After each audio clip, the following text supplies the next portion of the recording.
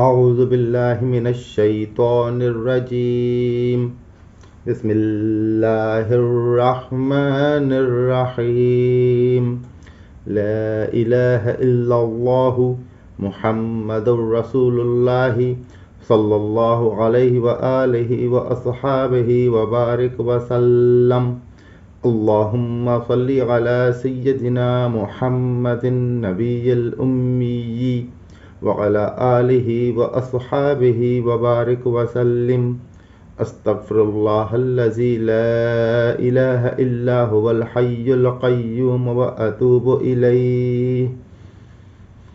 اما بعد، تمام دوستوں کو السلام علیکم ورحمۃ اللہ وبرکاتہ۔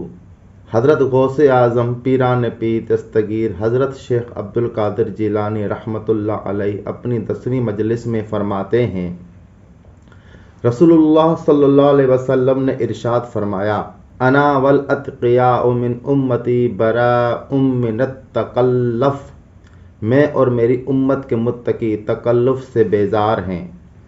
متقی اللہ کی عبادت بلا تکلف کرتا ہے، کیونکہ عبادت تو اس کی عادت بن گئی ہے۔ وہ اپنے ظاہر اور باطن دونوں سے اللہ کی بندگی بلا تکلف کرتا ہے، جبکہ منافق ہر حال میں تکلف کرتا ہے۔ خاص طور سے اللہ کی عبادت ظاہری طور پر تکلف سے ادا کرتا ہے، باطنی طور پر عبادت کا ترک کرنے والا ہے۔ وہ متقیوں کے مقام میں داخل ہونے کی طاقت نہیں رکھتا۔ ہر مقام کی بات الگ ہے اور ہر عمل کے انسان بھی جداگانہ ہیں۔ لڑائی کے لائق بھی وہی ہیں جو خاص طور سے اس کے لیے پیدا کیا گیا۔ نفاق والو، اپنے نفاق سے تائب ہو جاؤ اور اپنے فرار سے باز آؤ۔ اپنی اس بد خصلت کے بعد شیطان کو اپنی ہنسی اڑانے اور راحت پانے کا موقع کیوں دیتے ہو؟ تمہاری نماز اور تمہارے روزے خلقت کے لیے ہیں، خالق کے لیے نہیں ہیں۔ یہی حال تمہارے صدقے اور زکوٰۃ اور حج کا ہے، یہ سب بیکار ہوگا۔ عاملۃ ناصبہ، عمل کرنے والے، مشقت اٹھانے والے۔ اگر تم نے اس کا تدارک نہ کیا، توبہ نہ کی، معذرت نہ کی تو عنقریب تم دہکتی ہوئی جہنم میں جلائے جاؤ گے۔ شریعت کی اتباع کو اپنا شعار بنا لو، نئی نئی باتیں پیدا نہ کرو، سلف صالحین کا طریقہ لازم پکڑو، صراط مستقیم پر چلو، اللہ تعالیٰ کو کسی سے تشبیہ نہ دو اور نہ ہی اس کی تعطیل ٹھہراؤ، بلکہ رسول اللہ صلی اللہ علیہ وآلہ وسلم کی سنتوں پر عمل پیرا ہو جس میں کوئی تکلف اور بناوٹ نہ ہو۔ سنتوں کا یہ اتباع بغیر کسی سختی و تشدد کے، بغیر کسی بے ادبی و گستاخی اور بغیر کسی غور و فکر کے ہو۔ ایسا کرنے سے اللہ تعالیٰ تم پر بھی ایسی وسیع رحمت الطاف کریمانہ فرمائے گا جو تم سے پہلوں پر کیے۔ تیرے پر افسوس ہے کہ تو قرآن حفظ کرتا ہے مگر اس پر عمل نہیں کرتا، رسول اللہ صلی اللہ علیہ وآلہ وسلم کی احادیث یاد کرتا ہے مگر ان پر عمل نہیں کرتا۔ تو یہ کیا کر رہا ہے؟ لوگوں کو کرنے کے لیے کہتا ہے اور خود وہ نہیں کرتا، دوسروں کو روکتا ہے اور خود اس سے نہیں رکتا۔ ارشاد باری تعالیٰ ہے، کبر مقتا عند اللہ ان تقولوا ما لا تفعلون، اللہ کو سخت ناپسند ہے وہ بات کہ وہ کہو جو خود نہ کرو۔ وہ کیوں کہتے ہو جس کے خلاف خود کرتے ہو؟ ذرا شرم نہیں کرتے؟ کیوں ایمان کا دعویٰ کرتے ہو اور ایمان نہیں لاتے؟ ایمان ہی آفتوں کا مقابلہ کرنے والا ہے، ایمان ہی ہمارے بوجھوں کے نیچے صابر ہے، ایمان ہی مقابل کو پچھاڑنے والا اور ٹھکانے لگانے والا ہے، ایمان ہی اپنی خوبیوں کے باعث مکرم و معظم ہے، ایمان ہی اللہ کی تعظیم کرتا ہے، ایمان کی کرامت و تعظیم اللہ کے لیے ہے، جبکہ نفس و حرص کی کرامت شیطان اور اغراض نفسیانیہ کے لیے ہے۔ جو اللہ کے در کو چھوڑ دیتا ہے وہ خلقت کے در پر جا بیٹھتا ہے، جو اللہ کے راستے کو کھو دیتا ہے اور سے بہک جاتا ہے وہ مخلوق کی راہ اختیار کرتا ہے۔ جس بندے سے اللہ بھلائی کا ارادہ رکھتا ہے اس پر خلقت کے دروازے بند کر دیتا ہے، خلقت کے عطیے اس سے روک دیتا ہے تاکہ اس طریقے سے اسے اپنی طرف پھیر لے، گہرے پانیوں سے نکال کر اسے کنارے پر لا کھڑا کرے، اسے ناچیز سے چیز بنا دے۔ تجھ پر افسوس ہے کہ تو سردیوں کے موسم میں اپنے تالاب کنارے بیٹھ کر خوش ہوتا ہے، अन करीब गर्मियों का मौसम आकर जो पानी तेरे पास है उसे चूस कर लेगा, तालाब खुश्क करके तुझे मार डालेगा। तू दरिया किनारे कयाम कर जिसका पानी गर्मियों में भी ख़त्म और खुश्क नहीं होता और सर्दियों में फैलता और बढ़ता है। अल्लाह के साथ रहकर अल्लाह वाला बन जा और मालदार, इज्जत वाला, इमारत वाला, हाकिम और हुक्म चलाने वाला बन जाएगा। अल्लाह का ताल्लुक जिसे मासिवा से बेपरवाह कर दे, हर शय उसकी मोहताज हो जाती है। ये मकाम जीनत व आरास्तगी और तमन्ना से हासिल नहीं होता, बल्कि उस चीज़ से हासिल होता है जो सीनों में करार पाती है और जिसकी तस्दीक बंदे के अमल से होती है। ए बेटा, कम गोई तेरी आदत और गुमनामी तेरा लिबास होना चाहिए और खलकत से दूर रहना तेरा मकसूद होना चाहिए। अगर हो सके तो ज़मीन में सुरंग निकाल कर उसमें छुप जा। छुपे रहना तेरी आदत हो जाए, यहाँ तक कि तेरा ईमान बढ़ जाए और तेरे एकान के पांव जम जाएं, तेरे सिद्क व सच्चाई के बाजुओं के पर निकल आएं और तेरे दिल की आंखें खुल जाएं। इस मकाम पर पहुंचकर तू अपने मकान की ज़मीन से बुलंद हो जाएगा और इल्म इलाही की फ़ज़ा में उड़ने लगेगा। मशरिक़ को मग़रिब, खुश्क व तर, ज़मीन व पहाड़ और आसमान व ज़मीन का चक्कर लगाएगा। तेरे साथ तेरा रहबर तुझे अमान देने वाला होगा और इस सफ़र व हज़र का रफ़ीक होगा। उस वक्त तेरी ज़बान को कुव्वत गोयाई इनायत होगी।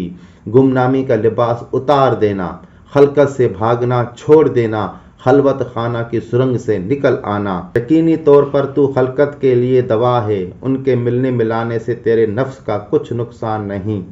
उनकी कमी और ज़्यादती, उनकी तारीफ और बुराई आने और ना आने की परवाह न करना। कहाँ गिरे कहाँ पड़े ये दिल से निकाल डाल, क्योंकि तू अपने रब अल्लाह ताला की हुजूरी में है। ए लोगो, अपने खालिक को पहचानो और उसके हुजूर अदब से रहो। जब तक तुम्हारे दिल उससे दूर हैं तुम बेअदब बने रहोगे। जब दिल उसके करीब हो जाएं तो खूब अदब करो।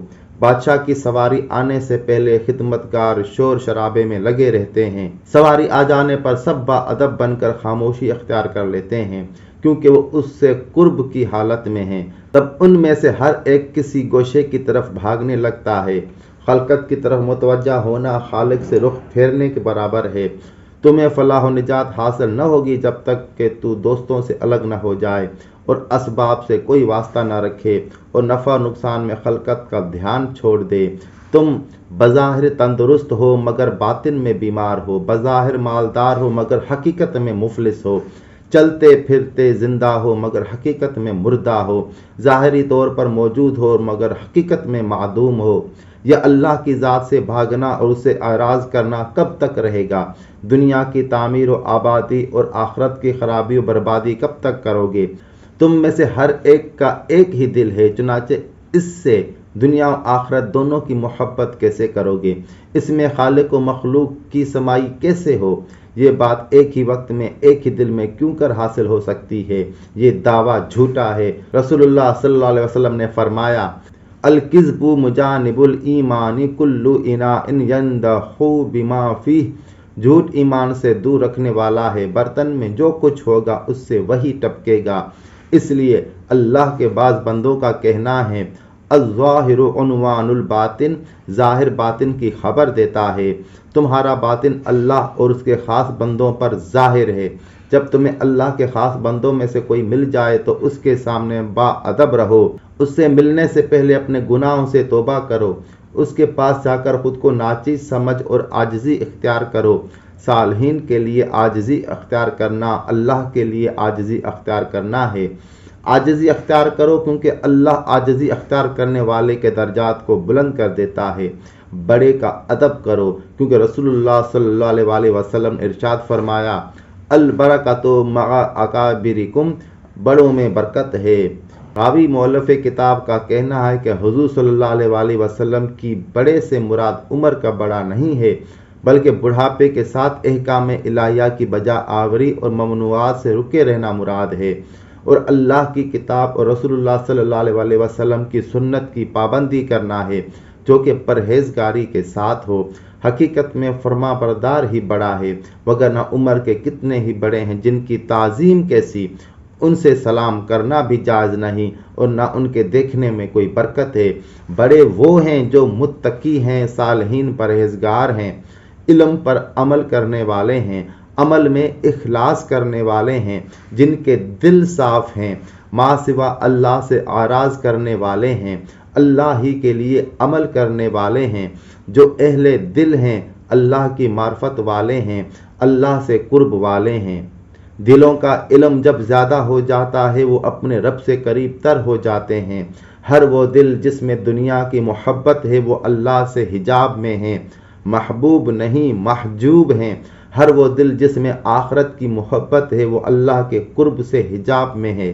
جس قدر تجھے دنیا میں رغبت ہوگی اسی قدر آخرت میں رغبت کم ہو جائے گی، اور جس قدر رغبت آخرت میں ہوگی اتنی ہی اللہ کی محبت کم ہو جائے گی۔ اس لیے اپنی ذات اور مقام کو پہچانو، اپنے نفسوں کو اس درجے پر نہ چھوڑو جس درجے میں اللہ نے انہیں جگہ نہیں دی۔ اس لیے اللہ کے بعض ولیوں نے فرمایا، من لم یعرف قدرہ عرفتہ الاقدار قدرہ، جس نے خود کو نہ پہچانا تقدیر الہی اسے اس کی پہچان کرا دے گی۔ چنانچہ ایسی جگہ نہ بیٹھو کہ جہاں سے اٹھا دیا جائے۔ جب کسی کے ہاں جاؤ تو ایسی جگہ نہ بیٹھو جہاں تجھے صاحب خانہ نے نہ بٹھایا ہو، کیونکہ تجھے وہاں سے ہٹا دیا جائے گا۔ اگر حیل و حجت کرو گے تو اٹھا کر ذلیل کر کے نکالے جاؤ گے۔ اے بیٹا، تو نے عمل نہ کیا اور اپنی عمر کتابیں پڑھنے اور انہیں یاد کرنے میں ضائع کر دی، تمہیں کیا فائدہ ہوا؟ رسول اللہ صلی اللہ علیہ وسلم نے ارشاد فرمایا، قیامت کے دن اللہ تعالیٰ انبیاء علیہم السلام اور علماء رحمہم اللہ سے فرمائے گا، تم مخلوق کے نگہبان تھے، تم نے اپنی رعایا کے ساتھ کیا کیا؟ اور بادشاہوں اور امیروں سے فرمائے گا، تم میرے خزانوں کے خازن تھے، کیا تم نے محتاجوں کے حقوق ادا کیے؟ اور کیا تم نے یتیموں کی پرورش کی اور تم نے ان سے میرا حق زکوٰۃ نکالا جو میں نے تم پر فرض کیا تھا؟ اے لوگو، رسول کریم صلی اللہ علیہ وسلم کے فرمان سے نصیحت حاصل کرو اور ان کے کہے پر عمل کرو۔ کس چیز نے تمہارے دل سخت کر دیے ہیں؟ اللہ کی ذات پاک ہے جس نے اپنی خلقت کے دکھ اٹھانے کی مجھے ہمت عطا فرمائی ہے۔ میں جب اڑنے کا ارادہ کرتا ہوں تو تقدیر کی کینچی میرے پر کاٹ دیتی ہے اور اڑنے سے روک دیتی ہے۔ اس کے باوجود مجھے اطمینان ہے کیونکہ میں شاہی بارگاہ میں مقیم ہوں۔ اے منافق، تجھ پر افسوس ہے کہ تو اس شہر سے میرے نکل جانے کی آرزو رکھتا ہے۔ اگر میں حرکت کروں تو امر بدل جائے، اعضاء الگ ہو جائیں اور بنی بات بگڑ جائے، بڑی تبدیلیاں آ جائیں، لیکن میں جلد بازی سے اللہ کے عذاب آنے سے ڈرتا ہوں۔ میں خود سے تیار نہیں بلکہ ایسا ہونا میری تقدیر سے ہے۔ ایسا ضرور ہوگا، میں اس کے موافق اور اس کے حوالے ہوں۔ الہی سلامتی اور تسلیم عنایت عطا فرما۔ تیرے لیے افسوس ہے، تو میری ہنسی اڑاتا ہے حالانکہ میں اللہ کے در پر کھڑا ہوں اور اس کی مخلوق کو اسی کی طرف بلا رہا ہوں۔ تجھے عنقریب جواب مل جائے گا، میں اوپر کی طرف ایک ہاتھ ہوں اور اس کے نیچے ہزاروں ہاتھ ہیں۔ اے منافقو، تم جلد ہی اللہ کا عذاب دیکھ لو گے، دنیا و آخرت میں اس کی مار پڑے گی۔ زمانے کو حمل ٹھہرا ہوا ہے، اس سے جو کچھ بھی پیدا ہوگا تم جلد ہی دیکھ لو گے۔ میں تو دست قدرت کے تصرف میں ہوں، کبھی وہ مجھے پہاڑ بنا دیتا ہے، کبھی وہ مجھے ذرہ بنا دیتا ہے، کبھی دریا کر دیتا ہے، کبھی وہ مجھے قطرہ بنا دیتا ہے، کبھی وہ مجھے آفتاب بنا دیتا ہے اور کبھی چمک اور روشنی۔ وہ مجھے رات اور دن کی طرح پلٹتا رہتا ہے۔ کل یوم ہوا فی شأن، وہ ہر ایک دن نئی شان میں ہے، بلکہ ہر ایک میں آج کا دن یعنی دنیا تمہارے لیے ہے اور ایک پل تمہارے یعنی اللہ کے ولیوں کے لیے ہے۔ اے بیٹا، اگر تم سینے کی فراخی اور دل کی خوشی چاہتے ہو تو خلقت کی ایک نہ سنو اور ان کی بات پر توجہ نہ دو۔ کیا تمہیں نہیں معلوم کہ وہ اپنے خالق سے خوش نہیں، پھر تم سے کیسے خوش ہوں گے؟ ان میں سے اکثر بے عقل اور اندھے اور بے ایمان ہیں، بلکہ اللہ کی تصدیق کرنے کے بجائے تکذیب کرتے ہیں۔ ان لوگوں کی اتباع کرو جو غیر اللہ کو کچھ نہیں سمجھتے، غیر اللہ کی نہیں سنتے، غیر اللہ کو نہیں دیکھتے۔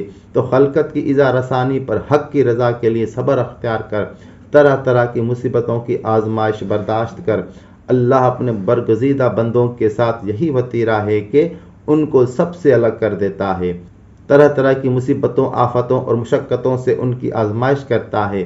دنیا و آخرت و عرش سے لے کر فرش تک ہر چیز ان پر تنگ کر دیتا ہے، جس سے ان کی ہستی فنا ہو جاتی ہے۔ جب ان کی ہستی فنا ہو جاتی ہے تو انہیں نیا وجود عطا کرتا ہے، انہیں اپنا بنا لیتا ہے نہ کہ غیر کا، انہیں اپنے ساتھ قائم کرتا ہے نہ کہ دوسرے کے ساتھ، انہیں نئی زندگی عطا کرتا ہے، جیسا کہ ارشاد فرمایا، پھر ہم نے انہیں دوبارہ پیدا کیا، بابرکت ہے اللہ سب سے اچھا پیدا کرنے والا۔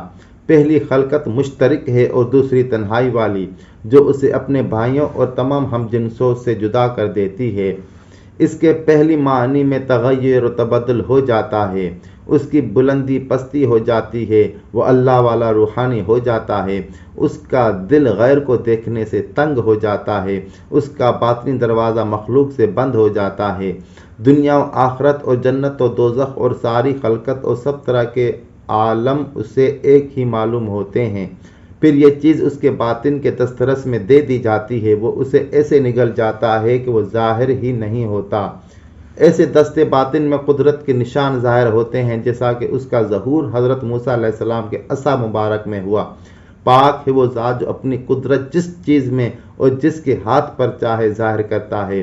موسیٰ علیہ السلام کا عصا جادوگروں کی ڈھیروں رسیاں وغیرہ نگل گیا، اس کے اندر کوئی تبدیلی نہ آئی۔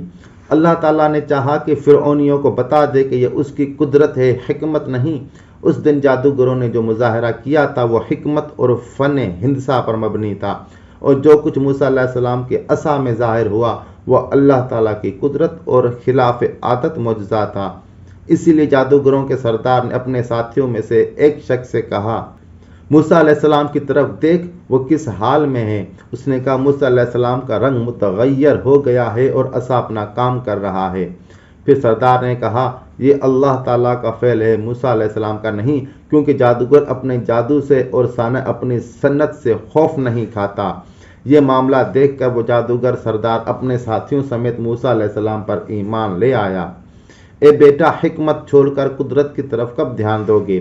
تیرا عمل حکمت کے ذریعے اللہ کی قدرت سے کب ملائے گا؟